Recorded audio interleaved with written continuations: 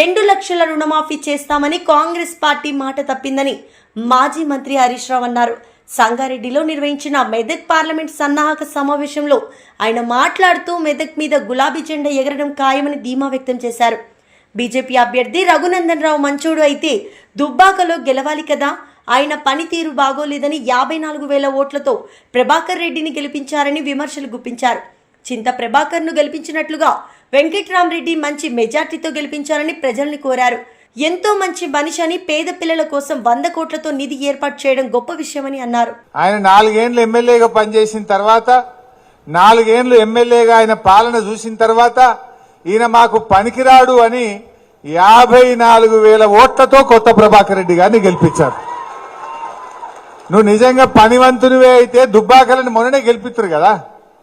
4 ఏళ్లు నువ్వు ఎమ్మెల్యే పనిచేసిన తర్వాత నీ పనితీరు బాగలేదు, నువ్వు మాకు పనికిరావు అని ఆయనను పక్కకు పెట్టి 54,000 ఓట్లతో కొత్త ప్రభాకర్ రెడ్డిని గెలిపించారు.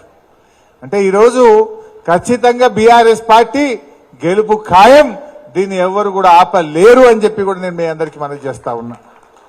దయచేసి మన కార్యకర్తలను కూడా అందరం కష్టపడి పనిచేద్దాం. మొన్న మీరు చింత ప్రభాకర్ అన్న కోసం అందరూ కూడా చాలా కష్టపడి పనిచేసినారు, మంచి విజయాన్ని మీరు సాధించారు. అదే స్ఫూర్తితో ఇవాళ అందరం కూడా మనము ఓన్ చేసుకొని ఎవరికి వాళ్ళం మనమే అభ్యర్థి అనుకొని మనము వెంకట్రామరెడ్డి గారిని గెలిపించుకోవాల్సిన అవసరం ఉంది. వెంకట్రామరెడ్డి గారు కొన్ని విషయాలు చెప్పారు. ఇప్పుడు సౌమ్య అనే అమ్మాయి కానీ ఆ కుటుంబాన్ని డాక్టర్లు చేసిన నిజంగా ఈ కాలంలో ఎవరైనా ఉంటారా? సొంత పిల్లలలాగా ఆ కుటుంబాన్ని చదివించి ఇవాళ 2 డాక్టర్లను చేసిండు అంటే ఎంత మనసుంటే చేయాలి. ఆయన ఆ రోజు రాజకీయాల్లోకి వస్తా అనుకోలే, ఎంపీకి పోటీ చేస్తా అనుకోలే. ఇంకొక ఉదాహరణ చెప్పాలి మీకు. 2014లో ఇదే సంగారెడ్డిలో వారు జాయింట్ కలెక్టర్గా ఉండే మా సిద్దిపేట డివిజన్లో దుబ్బాక ప్రాంతం నుంచి ఒక చేనేత కార్మికుల కుటుంబం, తల్లి తండ్రి 2 ఎయిడ్స్ పేషెంట్లు, పాపం 2 చనిపోయినారు. 2 ఆడపిల్లలు, రోజా రమణ్య ఏదో పేరుండే, రాధా రాధిక. అది అయితే ఆ పిల్లలకు తెలియదు, దయచేసి మీరు రాయొద్దు, పిల్లలకు ఆ ఎయిడ్స్తో చనిపోయిన విషయం తెలియదు.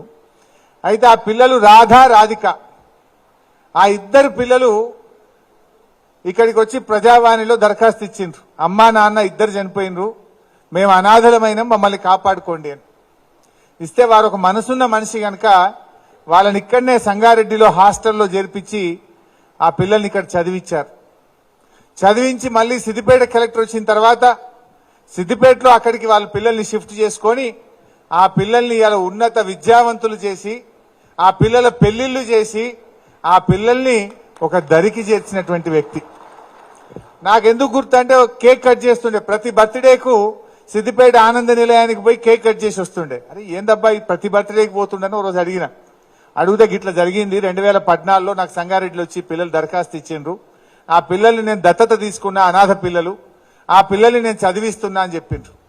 అందులో ఒక అమ్మాయి పీజీ చేసి ఇవాళ మంచి ఉద్యోగం పొందింది. ఆ అమ్మాయి పెళ్లి కూడా తనే దగ్గరుండి కన్న తల్లిదండ్రుల్లాగా పెళ్లి చేసినాడు. ఆ 2వ అమ్మాయి కూడా ఇప్పుడు పీజీ చదువుతా ఉంది, ఇప్పటికీ ఆ అమ్మాయిని కూడా చదివిస్తా ఉన్నాడు. అంటే ఒక మనసున్న మనిషి. అట్లా చెప్పాలంటే చాలా ఉదాహరణలు ఉన్నాయి. ఒకసారి చేరియాల్లో కూడా మా దగ్గర ఒక ఆయన ఇల్లు కట్టుకుంటే ఆ ఇల్లు కడతా ఉంటే ఇంటికి నీళ్లు పడుతుంటే ఆ ఇంటి మీదకి వెళ్ళి పడి నడుమిరిగిపోయింది. నడుమిరిగిపోతే అది పత్రికలో వచ్చింది. ఓ రోజు నేను పేపర్లు చదివిన, అప్పుడెప్పుడు 2016 అనుకుంటా. నడుమిరిగిపోతే ఆసుపత్రిలో జాయిన్ అయిపోతే చివరికి ఆ కట్టుకుంటున్న ఇల్లు అమ్ముడుకున్నాడు, భూమి అమ్ముకున్నాడు, మొత్తం పోయి ఆయన వైద్యం చేయించుకొని వస్తే జీవోత్సవం లాగా బెడ్ రిడన్ పేషెంట్ అయిపోయింది. మనిషి బతికింది కానీ మంచం మీదకి వెళ్ళేవాడు. 2 ఆడపిల్లలు వాళ్ళు వచ్చి ప్రజావాణిలో దరఖాస్తు ఇస్తే ఆ పిల్లల్ని అడాప్షన్ తీసుకొని కొత్త ఇల్లు కట్టించి ఆ పిల్లల్ని చదివించిన సంఘటన సిద్దిపేట జిల్లా చేరియాల్లో జరిగింది. అంటే ఇట్లా ఎన్నో ఉదాహరణలు ఉన్నాయి. నేను ఎక్కువ టైం తీసుకోను కానీ ఒక మంచి మనిషి, హృదయం ఉన్న మనిషి, ప్రజలకు సేవ చేయాలని నిస్వార్థంగా వచ్చి ఇవాళ 100 కోట్ల రూపాయలతో ఒక నిధి ఏర్పాటు చేసి మన కార్యకర్తల పిల్లల్ని ఈ మెదక్ పార్లమెంట్ నియోజకవర్గంలో డాక్టర్లుగా, ఇంజనీర్లుగా, IIITలో సీట్లు వచ్చి ఫీజులు కట్టలేక బాధపడుతున్న ఆ పేద పిల్లల్ని చదివిస్తానని చెప్పి ఇవాళ గొప్ప మనసున్న మనిషి గనక అటువంటి మనిషిని మనం కూడా గెలిపించుకోవాల్సిన అవసరం ఉంది. ఇవాళ మనం బీఆర్ఎస్ పార్టీ 6 ఎమ్మెల్యేలు మనమే గెలిచినాం. మెదక్లో కూడా తక్కువ మెజార్టీతో పోయినాం. సో మనకున్న క్యాడర్ గాని మనకున్న బలం గాని అందరం కలిసికట్టుగా పనిచేస్తే మెదక్ ఎంపీ ఖచ్చితంగా గెలుస్తాం. ఇవాళ ప్రజలకు కూడా కాంగ్రెస్